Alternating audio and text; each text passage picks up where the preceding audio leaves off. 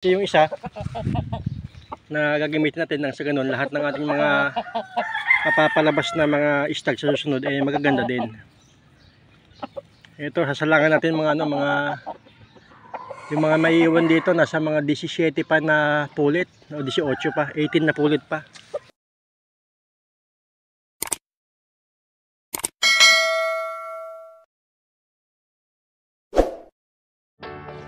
Okay, magandang umaga mga kapanalok. Saka sa aking mga YouTube channel na nakasuporta. Ito yung ating mga talisain na winning line, no. Ito yung pagugulangin ko na kasi ito hindi ko na ito malalaban.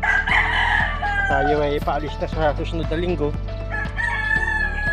Ayan, mga lakas to eh. Kaya lang mga bata nga ito, 9 months.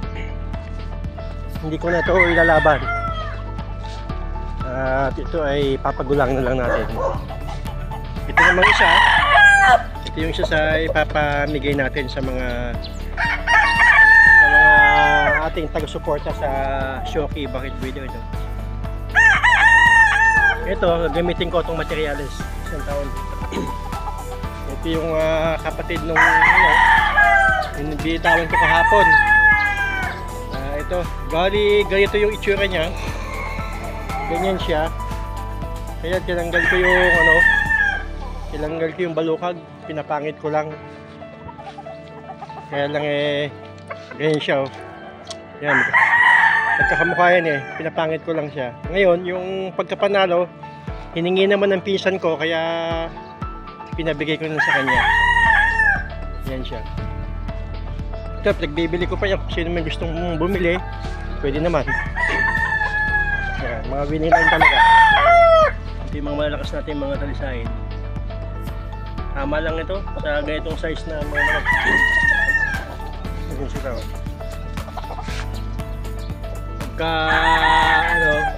Pagbalik natin magulang-gulang na ito. Nasa 2 taon na sila.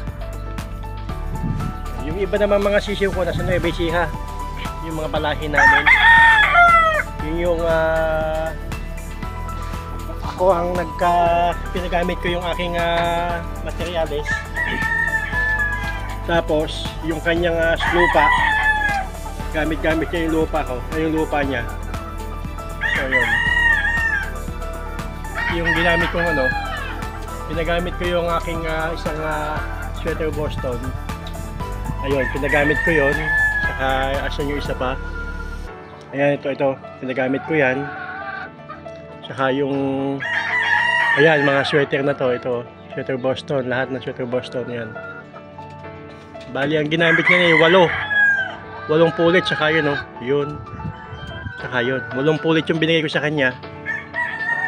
Bali lang, umabot ng 3 linggo sa kanya yung aking mga pulit. Tapos pagkalipas ng tinigil namin.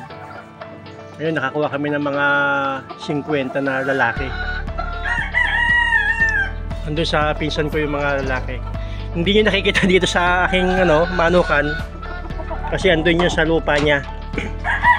Ang ginawa namin doon, hati kami sa ako yung magpipinance sa pagkain, sa kanya yung lupa, yung area.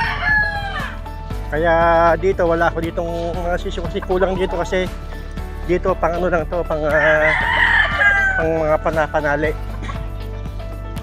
Tapos yung naiwan na itlog, kasi yun may itlog pa ako na naiwan sa kanila na malabas. Ito naman yun sila. Bali yung in-stop namin nung 3 linggo, may nakuha pa ako na ilang siguro may mga 38 na eggs. Ito sila. Nagkataon naman na nasira yung aking thermostat. Kaya kahit paano may nakuha ako na kaunti pang mga itlog. Dito naman, siyam naman yung aking nakuha na lalaki. Siyam yung lalaki dito. Ito na, bakunahan na to kaya okay na to na pakakawalan. Kasi malapit na naman dumating ang tag-ulan. Ayan, tinutuka-tuka na. Mamaya itatanggalin ko na yung mga babae. Kasi pagka may babae, matapang sila.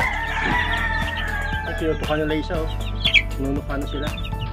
Kaya dapat yan, papakulan na natin yung ano, bubukod na natin yung mga babae.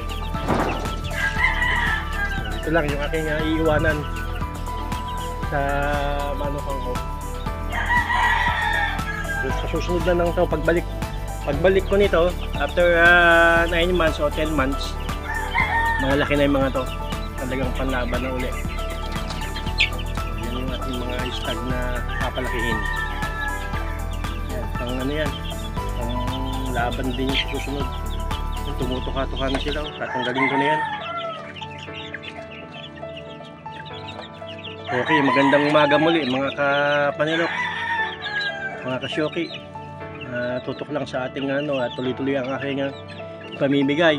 Pagka hindi kayo pinalad sa susunod na pamimigay kong mga kulit, huwag kayong kakalas dahil ito naman may pamimigay pa tayong mga stag na pwede kong ibigay sa inyo.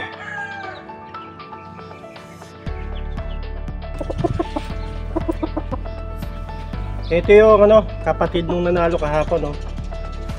Bali ito siya. Ito papagulangin ko lang to. Ang ganda ng katawan nito. Ang ganda ng sukat. Kasi ito mga ano to, magaganda yung mga ano, mga hita. Mahaba yung mga hita nila. Ito yung gusto ko sa bloodline nito eh. Sakto lang yung mga ano, haba ng hita nila. So ito, napakaganda ng ano, maganda ng katawan, no. Maganda ng katawan. Malakas mamalo. Talagang quality mamalo. Ayan, pulang-pula pa yung mata. Ito yung mga iiwanan ko dito sa aking manukan, pagalis ko. Dahil 9 months tayo na, ano. 9 months tayo na mawawala. Pansamantala. So ayan.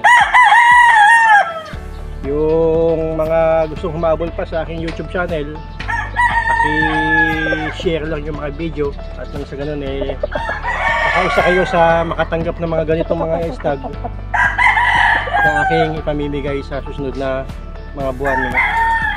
Kailangan